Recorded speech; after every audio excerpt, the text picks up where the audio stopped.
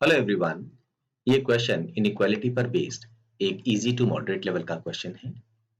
The number of integers n that satisfy the inequalities ये हमें given है। Question को सॉल्व करने का सबसे अच्छा तरीका होगा हम एक नंबर लाइन यहाँ पर ड्रॉ कर लें। अगर हम इन तीन वैल्यूज को इंडिविजुअली जीरो के इक्वल कर दें तो हमारे पास में n की वैल्यूज आएंगी 20, 60 एंड 100। तो let us say this is n equals to 20। ये हो गया है जब हम 60 ले लें और यहाँ पर 100 ले लें। क्योंकि मॉड्यूलस साइन लगा हुआ है हमें ध्यान रखना है सिर्फ एक बात का कि चाहे हम पॉजिटिव वैल्यू लें चाहे नेगेटिव वैल्यू लें, फाइनल आंसर हमारा पॉजिटिव आएगा। हमारा फोकस होना चाहिए गैप में। जैसे अगर मैं n की वैल्यू मान लीजिए 50 लेता हूं तो 50 माइनस 20 करने पर 30 आ रहा है। और अगर मैं n की वैल्यू -10 भी ले लूं तो -10 माइनस 20 का मॉड्यूलस लेने पर 30 आ रहा है। हमारी कंसर्न सिर्फ गैप में होनी चाहिए कि n की वो वैल्यू हम लें जहां पर n-20 का मॉड्यूलस बाकी दोनों के मॉड्यूलस से बड़ा। तो क्या हम n यहां पर ले सकते हैं? अगर हमने ऐसा किया तो ये गैप और ये गैप अगर आप कंपेयर करें n-100 और n-20 में तो डेफिनेटली n-100 का जो गैप है वो n-20 से बड़ा है। तो हमारे लिए n 20 से छोटा अगर कोई नंबर है तो वो काम का नहीं होगा। क्या हो अगर हम n को 60 ले लें? उस केस में क्या होगा, ये जो गैप है ये भी 40 होगा और ये वाला गैप भी 40 होगा। हम ये चाहते हैं हमारा ये गैप बड़ा हो। सो देयरफॉर हम n की वैल्यू यहां भी नहीं ले सकते हैं। क्या हम n की वैल्यू यहां ले सकते हैं?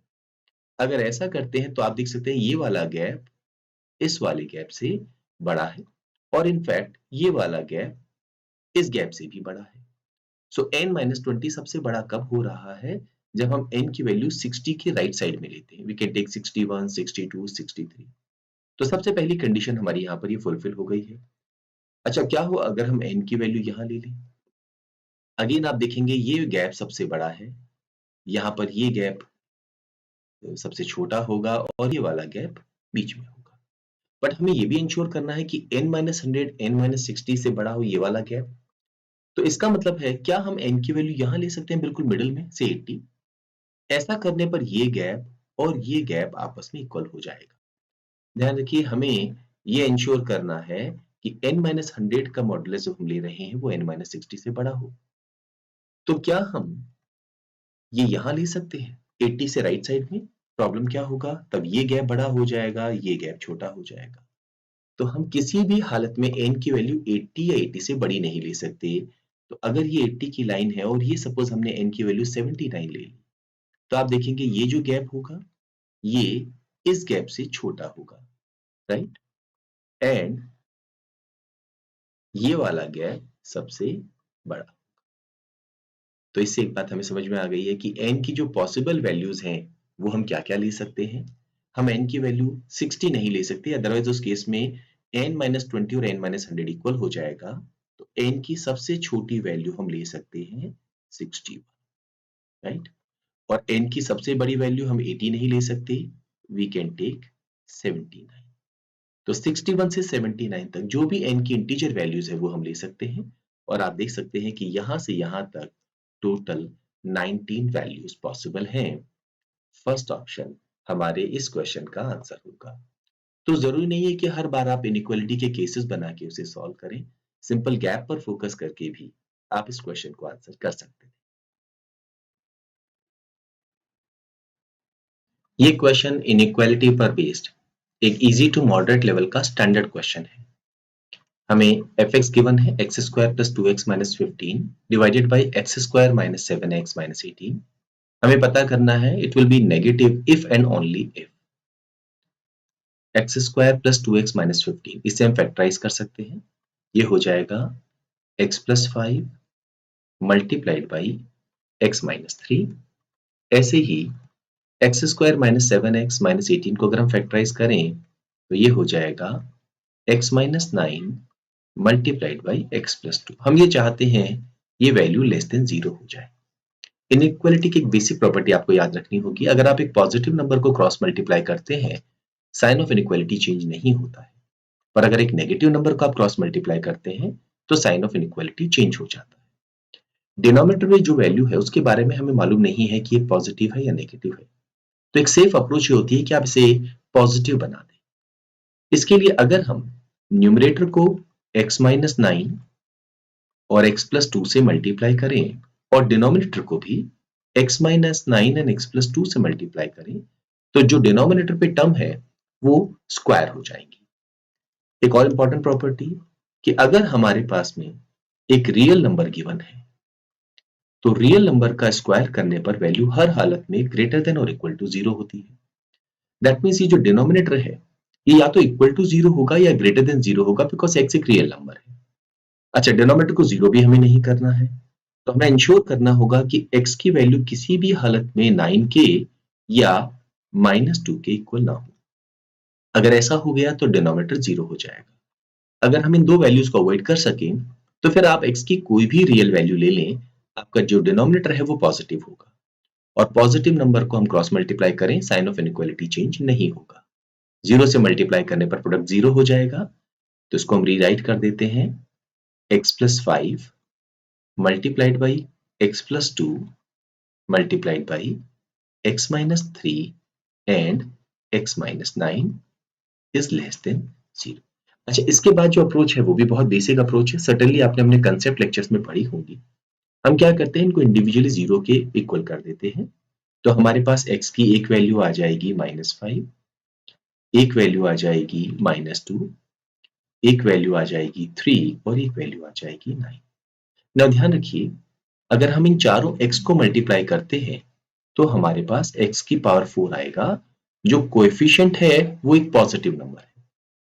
क्योंकि पॉजिटिव नंबर है हम एक्सट्रीम राइट रीजन को पॉजिटिव लिखेंगे, फिर नेगेटिव, यहां पर पॉजिटिव, नेगेटिव और पॉजिटिव। अगर ये कोएफिशिएंट नेगेटिव होता तो हम लिखते negative then positive negative positive negative and so. हम ढूंढ रहे हैं लेस देन 0। लेस देन 0 की अगर हम बात करें यानी नेगेटिव, एक तो ये वाला रीजन है और एक ये वाला रीजन। ये कौन सा रीजन है? जहां x की वैल्यू -5 से बड़ी और -2 से छोटी, और ये रीजन कौन सा होगा? जहां x की वैल्यू 3 से बड़ी 9 से छोटी। चार ऑप्शंस पे नजर डालें तो थर्ड ऑप्शन हमारे इस क्वेश्चन का आंसर होगा।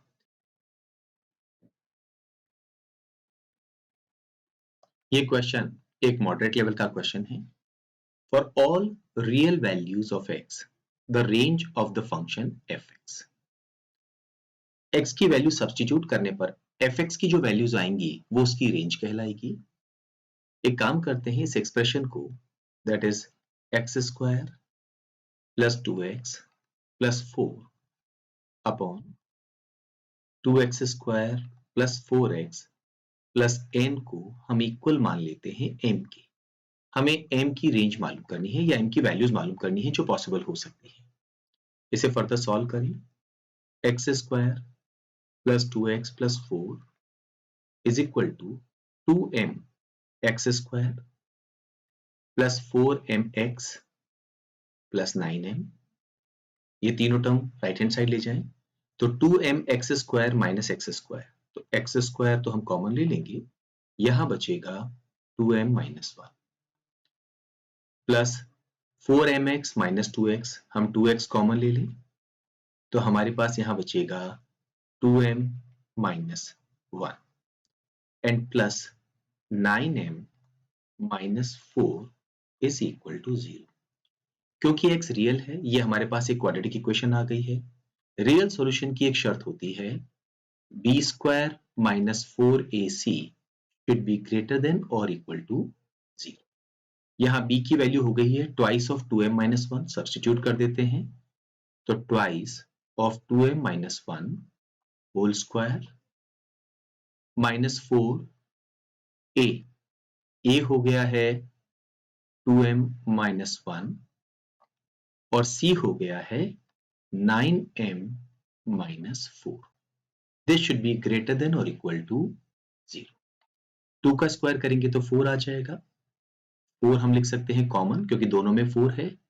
एक 2m माइनस 1 हम कॉमन ले लें तो यहाँ अंदर हमारे पास एक तो बचेगा 2m माइनस 1। नाउ 4 और 2m माइनस 1 कॉमन जा चुका है तो माइनस बाहर है, ओपन करने पर ये हो जाएगा minus 9m plus 4 is greater than और इक्वल टू 0। 4 को हम कैंसिल कर सकते हैं, पॉजिटिव नंबर है, इनइक्वालिटी पर कोई इंपैक्ट नहीं पड़ेगा। 2m minus 1, 2m minus 9m, ये हो गया है minus 7m plus 3 is greater than और इक्वल टू 0। अगर दोनों तरफ हम माइनस 1 से मल्टीप्लाई कर दें, क्योंकि नेगेटिव नंबर से मल्टीप्लाई किया है, साइन ऑफ इनइक्वालिटी चेंज हो जाएगा। 2m माइनस 1, जो माइनस 1 हमने मल्टीप्लाई किया वो इस टर्म से मल्टीप्लाई करेंगे तो ये हो जाएगा 7m माइनस 3 लेस देन और इक्वल टू 0। या हम एक काम कर सकते थे, इन दोनों टर्म्स को राइट हैंड साइड ले जाते तो भी बात वही होती। ना जब भी हमें इस तरह की इनइक्वालिटी के क्वेश्चंस मिले, उन्हें सॉल्व करने की बड़ी सिंपल सी अप्रोच है। आप नंबर लाइन प्लॉट करें और यहां पर इन दोनों को इंडिविजुअली 0 के इक्वल पुट करें। इसे इक्वल टू 0 पुट करने पर m की वैल्यू आ जाएगी 1/2 और इसे इक्वल टू 0 पुट करने पर m की वैल्यू आ जाएगी 3/7। ये होगा 0.5 और ये होगा अप्रोक्सीमेटली 0.42। तो 3/7 एक छोटा नंबर है, छोटे नंबर को नंबर लाइन में हम लेफ्ट हैंड साइड पे लिखते हैं और बड़े नंबर को राइट हैंड साइड पे। नेक्स्ट चीज, 2m और 7m को अगर हम मल्टीप्लाई करते हैं तो वी गेट 14m स्क्वायर, यानी m स्क्वायर का जो कोएफिशिएंट है वो एक पॉजिटिव नंबर है। तो हम एक्सट्रीम राइट पे जो रीजन है उसको पॉजिटिव कहेंगे, फिर नेगेटिव, फिर पॉजिटिव एंड सो ऑन। ये कंसेप्ट्स में डेफिनेटली आपने पढ़े होंगे। हम ढूंढ रहे हैं लेस देन और इक्वल टू 0, यानी नेगेटिव या 0। ये बीच वाला रीजन हमारे काम का है। तो m की value should be greater than और इक्वल टू 3/7 लेस देन और इक्वल टू 1/2। बट यहां पे आपको थोड़ा सा केयरफुल रहना होगा। क्या हो अगर हम m की वैल्यू 1/2 पुट कर, दिक्कत ये होगी, ये हो जाएगा 2x square plus 4x plus 8 is equal to 2x square plus 4x plus 9। 4x और 2x स्क्वायर आपस में कैंसिल हो जाएगा, 1 इज इक्वल टू 0 आएगा जो कि गलत है। इसीलिए हम m की वैल्यू 1/2 नहीं ले सकते हैं, तो ये हम हटा दें। इसको लिखने का तरीका क्या होगा, m 3/7 के इक्वल और उससे बड़ा, तो हम जो स्क्वायर ब्रैकेट है वो लिखेंगे, एंड 1/2 से छोटा, तो 1/2 के बाद हम ये जो स्मॉल ब्रैकेट है वो लिखेंगे। चार ऑप्शंस पे अगर हम नजर डालते हैं, फोर्थ ऑप्शन हमारे इस क्वेश्चन का आंसर होगा। ये क्वेश्चन एक इजी टू मॉडरेट लेवल का क्वेश्चन है। x एक रियल नंबर है और हमें कंडीशन गिवन है 3x minus 20 modulus plus 3x minus 40 modulus is equal to 20 necessarily holds if. Now यहां पर हम एक काम कर सकते हैं, अगर हम इसे 0 पुट करना चाहें तो 3x की जगह हमें 40 पुट करना होगा, तब ये वाला पार्ट 0 हो जाएगा। अगर हम 3x की जगह 40 पुट करते हैं तो 40 माइनस 20 20 और 20 का मॉड्यूलस 20, इन दोनों का सम 20 आ जाएगा। तो जब हम 3x की जगह 40 लिखते हैं या x की जगह 40/3, तो इन दोनों का सम 20 आएगा। ऐसे ही अगर हम इसे 0 कर दें, यानी 3x की जगह 20 पुट कर दें, तो ये 0 हो जाएगा। 3x की जगह 20 पुट करते ही 20 माइनस 40, ये माइनस 20 और मॉड्यूलस लेने पर 20, अगेन हमारा आंसर 20 आ जाएगा। तो 3x is equal to 20 put करने पर या x इक्वल टू 20/3 पुट करने पर भी हमारी जो इक्वेशन है ये ट्रू रहेगी। अब यहां पर नंबर लाइन से हम इसको थोड़ा सा समझने की कोशिश करते हैं। 20/3 मान लीजिए हमने इसको यहां पे लिख दिया है, तो 40/3 हमने यहां लिख दिया है। अगर हम x की वैल्यू 40/3 लिखते हैं तो भी ये इक्वेशन हमारी ट्रू है और 20/3 लिखते हैं तो भी इक्वेशन ट्रू है। अगर हम x की वैल्यू 40/3 से बड़ी कोई भी वैल्यू लेते हैं, राइट, कोई भी हम वैल्यू लेते हैं, तो यहां पर क्या होगा, 3x की जगह हमें 40 से बड़ा कोई नंबर लेना होगा, तो ये हिस्सा पॉजिटिव हो जाएगा और ये हिस्सा ऑलरेडी 20 है। अगर 3x को हम 40 से बड़ा नंबर लेंगे तो ये 20 से बड़ा हो जाएगा, तो इन दोनों का सम 20 से ज्यादा हो जाएगा, इक्वल नहीं हो सकता। तो ये वाला रीजन हमारे काम का नहीं है।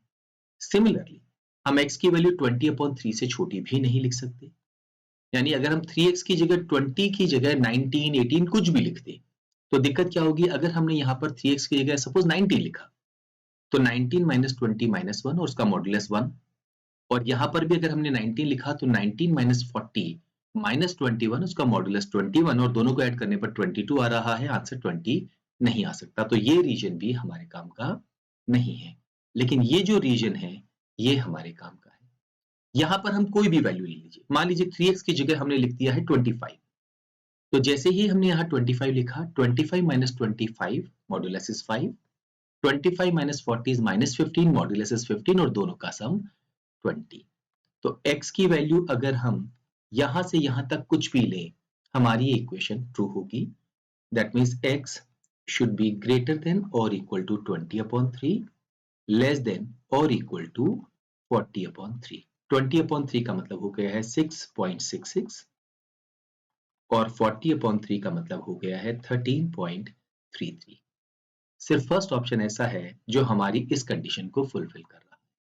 सेकेंड ऑप्शन को हम आंसर क्यों नहीं मार्क कर सकते? बिकॉज लेस देन 14 जब हम बोलते हैं तो 13.5 भी उसमें आ सकता है, जबकि ये वैल्यू हर हालत में 13.33 के इक्वल या उससे कम होनी चाहिए।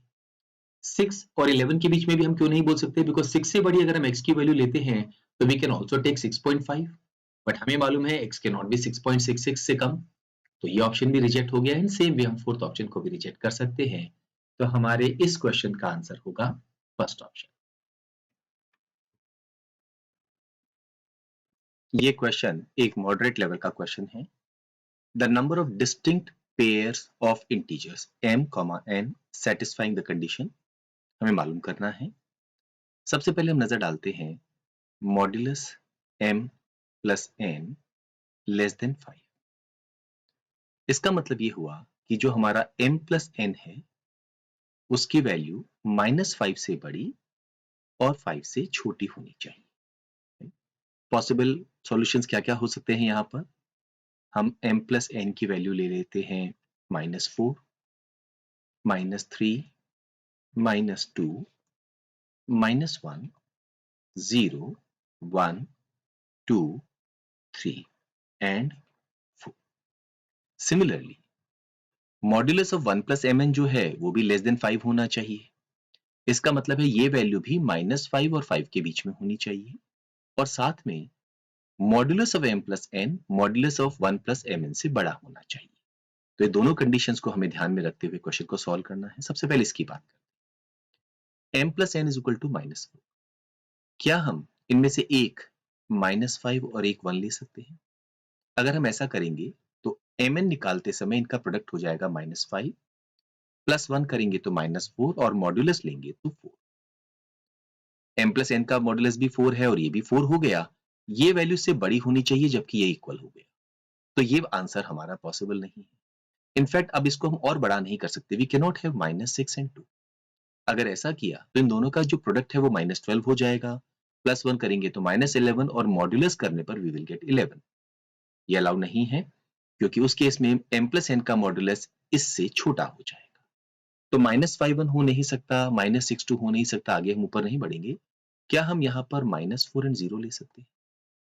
अगर हम ऐसा करते हैं तो -4 इंटू 0 इज 0, 0 प्लस 1 इज 1 और 1 का मॉड्यूलस 1। डेफिनेटली -4 का मॉड्यूलस जो 4 है वो 1 से बड़ा है, और हमारा 1 प्लस mn जो हमने रेंज बताई थी हर हालत में -5 से बड़ा और 5 से छोटा होना चाहिए। सारी कंडीशन हमारी फुलफिल हो गई, तो एक आंसर तो हमें ये मिला है -4 एंड 0। नाउ याद रखिए ये एक आंसर नहीं, यहाँ पर दो आंसर होंगे। ये -4 एंड 0 भी हो सकता है और ये 0 एंड -4 भी हो सकता है, क्योंकि m और n दोनों अलग अलग हम यहाँ पर इंटीजर्स ले सकते हैं। क्या हम यहाँ पर -3 और -1 ले सकते हैं? नहीं ले सकते हैं, क्योंकि इन दोनों को मल्टीप्लाई करेंगे तो 3 प्लस 1 4 और 4 का मॉड्यूलस 4, ये वैल्यू इससे बड़ी होनी चाहिए। क्या हम -2 और -2 ले सकते हैं? नॉट पॉसिबल है, बिकॉज इन दोनों को मल्टीप्लाई करेंगे तो 4 प्लस 1 5 मॉड्यूलस 5, ये वैल्यू इनफैक्ट इससे छोटी होगी। तो यहां पर जब हमने -4 केस लिया m प्लस n का, तब हमारे पास दो सॉल्यूशन यहां पर बने। क्या हो अगर हम m प्लस n की वैल्यू -3 ले, उस केस में मॉड्यूलस अगर हम लेंगे तो 3 होगा। Again same way we can have -4 and 1। अगर हम चेक करें इन दोनों का प्रोडक्ट -4 प्लस 1 करेंगे तो -3 और मॉडुलस लेंगे तो 3, ये दोनों इक्वल हो गए, ये वैल्यू से बड़ी होनी चाहिए। तो हमें मालूम है -4 1 आंसर नहीं है, -5 2 तो हो भी नहीं सकता, तो फिर -3 0, इन दोनों को मल्टीप्लाई करेंगे तो 0, +1 इज 1, 1 का मॉडुलस 1, ये वैल्यू से बड़ी है। तो दो सॉल्यूशंस हमें और मिल गए, एक तो -3 0 और एक 0 -3। क्या हम -2 और -1 ले सकते हैं? इन दोनों को मल्टीप्लाई करेंगे विल गेट 2 + 1 3, मॉडुलस लेंगे तो 3, ये दोनों इक्वल हो गए, ये वैल्यू बड़ी होनी चाहिए। तो -3 के केस में अब हमारे पास और कोई सॉल्यूशन यहां नहीं आएगा। What about -2? सेम वे अब हम देख सकते हैं कि यहाँ पर एक 0 वाला केस तो बन ही रहा है, तो कैन वी डू -2 एंड 0? इसका मॉडुलस तो 2 है, इन दोनों को मल्टीप्लाई करेंगे तो 0 + 1 1 और मॉडुलस 1, डेफिनेटली इससे बड़ा है, तो हमारे पास दो सॉल्यूशंस और आ गए, -2 0 and 0 -2। Now can we have -1 and -1? इन दोनों को मल्टीप्लाई करेंगे 1 + 1 करेंगे तो 2 और मॉडुलस लेंगे तो 2, ये दोनों इक्वल हो गए, परमिसिबल नहीं है। तो -2 के केस में भी हमारे पास दो सॉल्यूशंस आ गए। -1 के केस में हमारे पास क्या सॉल्यूशन आ सकता है? क्या हम -1 एंड 0 ले सकते हैं? इन दोनों को मल्टीप्लाई करेंगे 0 + 1 करेंगे तो 1 और मॉडुलस लेने पर 1। अच्छा, m + n का मॉडुलस भी 1 है, ये वैल्यू से बड़ी नहीं है, तो हमारे पास इस केस में ये वाला आंसर भी पॉसिबल नहीं होगा। -1 में हमें और कोई आंसर नहीं मिलेगा। What about 0? Can we have -1 and 1? Multiply करेंगे तो -1 + 1 करेंगे तो 0, ये 0 आ गया है, यहाँ भी 0 है, ये वैल्यू से बड़ी होनी चाहिए, नहीं है तो ये सॉल्यूशन अलाउ नहीं है। क्या हम -2 एंड 2 ले सकते हैं? अगर ऐसा किया तो -2 × 2 हो गया -4, + 1 किया तो -3, मॉडुलस लिया तो 3, ये वैल्यू तो है 0, ये वैल्यू 3 है, ये इनसे छोटी हो गई है। So this way we can reject 0 and 1 also. और 2 के केस में हमारे पास क्या सॉल्यूशन आएंगे? 2 0 एंड 0 2। 3 के केस में सॉल्यूशंस आएंगे 3 0 एंड 0 3। और 4 के केस में सॉल्यूशंस आएंगे 4 0 एंड 0 4। हमें चेक करने की जरूरत नहीं, बिकॉज हमने यहाँ पर देखा है कि हर बार हमारे पास एक मेंबर 0 हो रहा है। अगर फिर भी आप देखना चाहें 2, तो 2 लाने के लिए एक तरीका है हम 3 और -1 ले लें।